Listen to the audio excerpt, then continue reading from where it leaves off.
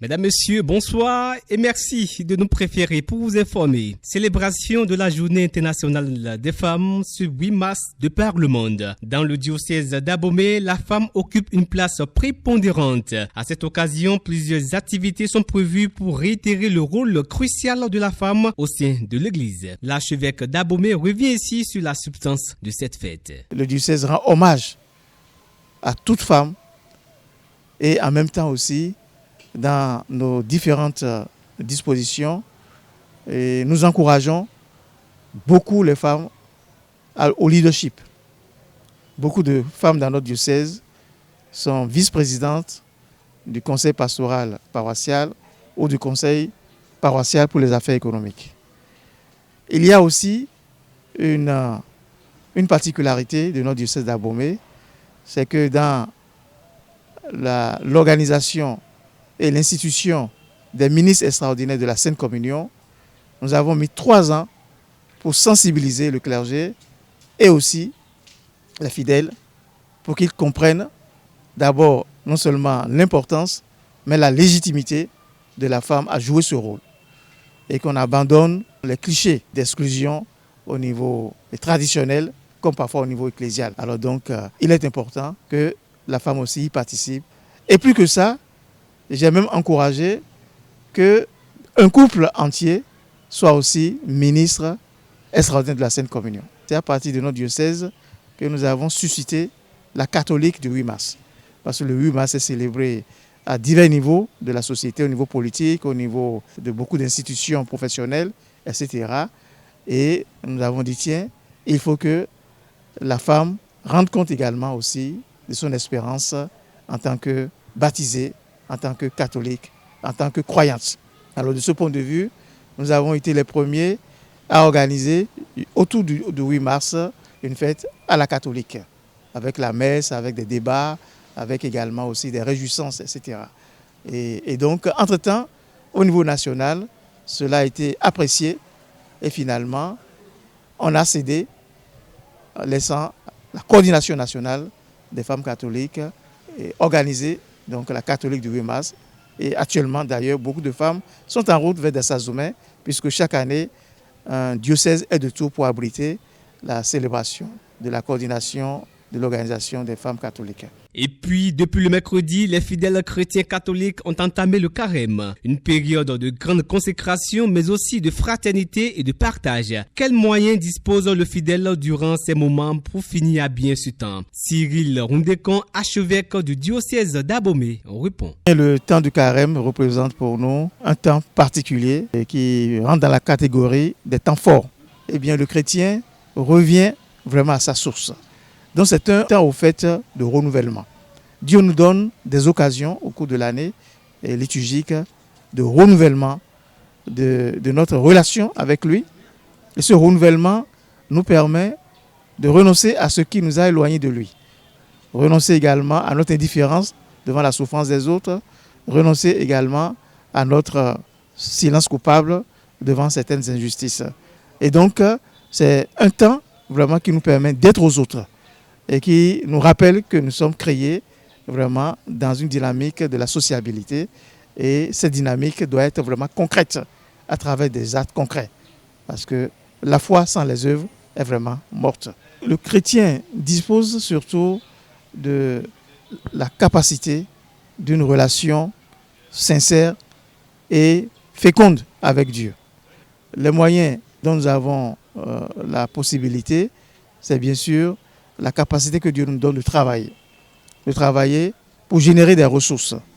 Et générer des ressources pour penser également à ceux qui n'ont pas la capacité vraiment physique et peut-être psychologique ou morale de produire par des activités économiques qui puissent leur permettre de subvenir à leurs besoins. Et cette fois-ci, on change de registre. À moins d'1 an de la fin du dispositif Azoli, l'Agence nationale pour l'emploi ANPE et les autorités locales font le point. Ce 6 mars à Boycon, un atelier stratégique a permis de dresser un bilan des actions menées et de préparer les derniers ajustements pour impacter encore 10 000 jeunes d'ici fin 2025. Camor à Dion. À moins d'1 an de la fin de la mise en œuvre du dispositif Azoli, L'heure est au bilan. L'Agence nationale pour l'emploi ANPE et le projet d'inclusion des jeunes ont marqué une pause pour présenter aux maires et secrétaires exécutifs les résultats obtenus, mais aussi identifier les défis à relever avant la fin du projet à fin décembre 2025. Ce mercredi 5 mars 2025, à Boycon, Azoli a réuni les maires et secrétaires exécutifs des mairies dans le cadre d'un atelier d'information. L'objectif, partager les avancées, ajuster les stratégies et recueillir des attentes des autorités locales pour une meilleure finalisation du dispositif Azoli. 4 ans après la mise en œuvre de ce projet, nous avons jugé nécessaire de marquer un arrêt et de faire un point sur les résultats atteints en termes de nombre de bénéficiaires par commune, si possible le nombre d'entreprises qui ont accueilli les jeunes, tant sur le plan de l'emploi salarié qu'indépendant. Après ce point, il vous sera présenté la stratégie mise en œuvre et les difficultés que nous avons rencontrées, parce qu'en termes de difficultés, il y en a beaucoup. Après ces informations qui vous seront présentées, nous allons devoir recueillir auprès de vous votre appréciation des résultats. Pour finir, quelles sont vos attentes? Parce que Azoli est un dispositif qui est mis en place et déployé par le prodige. Le prodige finira fin 2025, mais Azoli restera toujours parce que c'est un outil. Alors, comment faire pour que ce dispositif soit pérennisé? Les communications présentées au cours de cet atelier ont permis aux participants de s'imprégner des statistiques des bénéficiaires par commune. Depuis 2021, quand le prodige a été lancé, les différents acteurs se sont mis à la tâche pour pouvoir donc atteindre au 31 décembre 2025 les objectifs qui sont donc de 25 000 jeunes à accompagner sur l'emploi salarié et 25 000 sur l'emploi indépendant. Et à la date du 28 février, globalement sur l'emploi salarié, nous nous situons à 19 400 jeunes déjà donc accompagnés et sur l'emploi indépendant environ 21 000 jeunes. Ce qui fait donc pour les deux volets un effectif total donc de 40 400 jeunes qui sont donc déjà pris en charge par le dispositif Azoli sur les 50 000 attendus. Globalement, les chiffres varient d'une commune à une autre en fonction donc des diligences qui sont accomplies par les acteurs à la base. Dans les départements du Sud, les plus gros chiffres se retrouvent au niveau donc de l'Atlantique qui abrite la zone industrielle de Glodibé. Et donc dans les départements du Nord, il y a donc l'Atakora qui, sur le volet donc de l'emploi salarié et de l'emploi indépendant, a fait donc des efforts, je vais dire, considérables. Les participants ont également partagé leurs appréciations sur l'impact du dispositif Azoli dans leur commune. Ils prennent l'engagement d'accompagner le gouvernement dans la poursuite des actions pour relever les défis restants.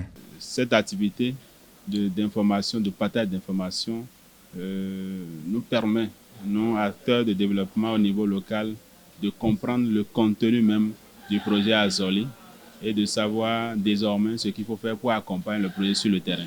Naturellement, il y a des jeunes qui ont été retenus dans le cadre de ce projet dans la commune de Bono. Ça a d'impact dans la commune de Bono, tout simplement. Avec l'explication du communicateur, j'ai cerné les objectifs, j'ai cerné tout ce qu'il y a cerné pour comprendre. Les impacts chez nous, ça tombe à pic, même si on n'arrive pas à bien mobiliser les jeunes. Parce qu'ils sont déjà dans la verve d'aller vers le Nigeria. Donc, malgré les sensibilisations, je n'ai pas encore eu trop d'impact. Maintenant, je prends la résolution d'encore plus sensibiliser pour leur trouver qu'on n'a pas besoin d'être, comme vous l'avez appelé, peu ou pas instruit, que Azoli est là pour nous aider à développer notre commune. Les recommandations issues de cet atelier permettront d'affiner les dernières actions du dispositif Azoli. En attendant l'évaluation finale, les acteurs restent mobilisés pour que d'autres jeunes de leur commune comptent parmi les 10 000 jeunes qui restent à impacter d'ici fin décembre 2025.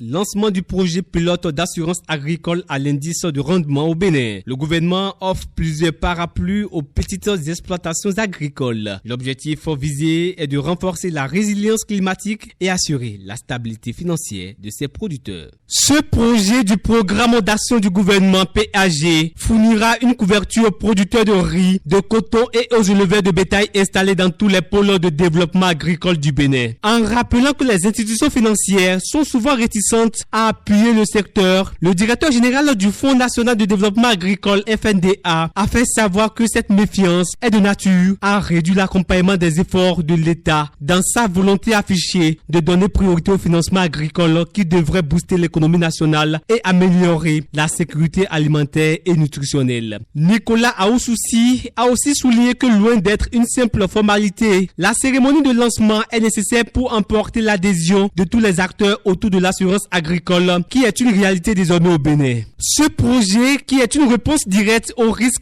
climatiques croissants qui menacent le secteur agricole au Bénin et qui affectent les rendements des cultures, a reçu l'appui de la coopération suisse et de la coopération luxembourgeoise qui subventionnent à 80% les primes d'assurance avec un coût total de 2 370 590 457 francs CFA. Le projet a été rendu possible grâce aux collaborations avec divers partenaires techniques et financiers. Ce jour représente une étape décisive pour le secteur agricole au Bénin et grâce à cette initiative, nous protégeons les agricultures des chocs climatiques tout en facilitant l'accès au financement. C'est réjoui Gaston Kossi-Dossoui, ministre de l'Agriculture, de l'Élevage et de la Pêche. Aruna Bossou, président du cadre de concertation des riziculteurs du Bénin, au nom de tous les bénéficiaires du projet, a remercié le gouvernement béninois et a promis que ce projet permettra réellement la révolution agricole au Bénin. Renforcement de la sécurité au Bénin, l'Union européenne fait don ce jeudi d'un avion militaire de surveillance. Il s'agit d'un avion léger de surveillance et de reconnaissance. Camor Adion.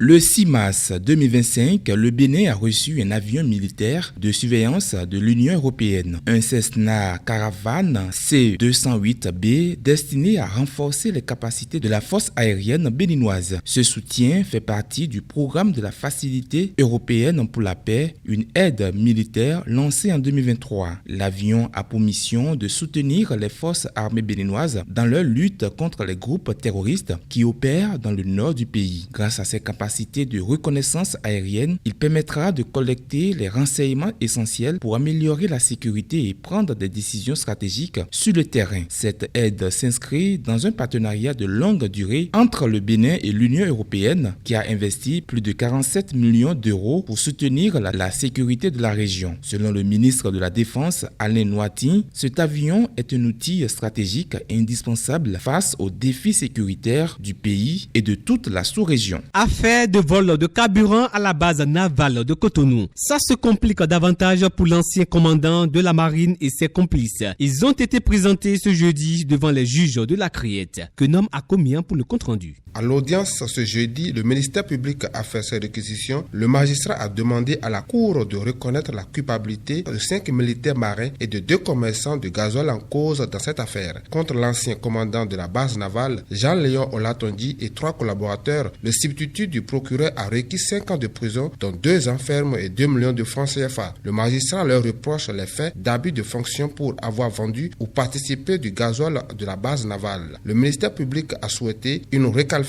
au profit des 2 commerçants poursuivis pour recel de viol de carburant et blanchiment de capitaux. En dehors de la peine d'emprisonnement, le ministère public a requis 2 millions d'amendes à l'encontre de ces commerçants. Le ministère public n'a pas fait que des réquisitions de peine d'emprisonnement. Le magistrat a requis également la relace au bénéfice du doute au profit de 7 autres militaires marins à leur profit. Après les plaidoiries des avocats, la Cour a renvoyé le délibéré au 3 avril prochain. Au-delà des frontières béninoises, cette fois-ci, mesdames et messieurs, à Bruxelles, les dirigeants européens adoptent de nouvelles mesures de soutien à l'Ukraine et sécuriser l'Europe. C'était au cours d'un sommet extraordinaire tenu à Bruxelles. Camor Adion. L'Union européenne a pris des décisions importantes pour soutenir l'Ukraine face à l'agression russe. Lors de leur sommet à Bruxelles, Bruxelles, ce 6 mars, les dirigeants européens ont renforcé leur aide militaire à l'Ukraine et envisagent plus d'équipements et de formation au profit des forces ukrainiennes. Ils ont également abordé la question des garanties de sécurité pour l'Ukraine, un engagement solide de l'UE pour soutenir le pays dans cette guerre. En présence du président ukrainien Volodymyr Zelensky, l'Union européenne a réaffirmé son soutien face à l'invasion russe. Parallèlement, l'UE a mis en place un plan pour renforcer la défense collective européenne avec l'objectif d'augmenter les dépenses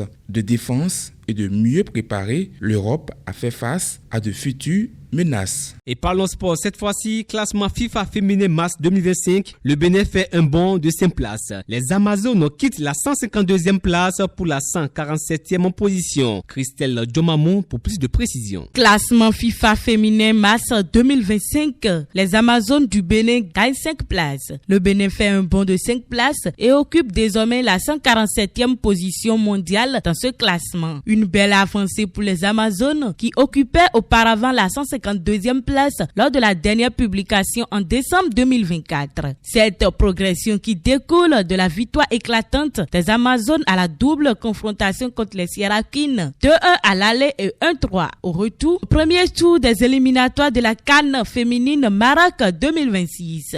Également en zone Afrique, les Béninoises gagnent aussi du terrain. Elles passent de la 31e à la 27e place. Pendant ce temps, le top 3 africain reste inchangé. Nigeria, 36e mondial. Afrique du Sud, 54e mondial. Maroc, 60e mondial. Ainsi prend fin cette édition, Madame, Monsieur, Icon TV, partout avec vous dans le monde. Bonsoir chez vous.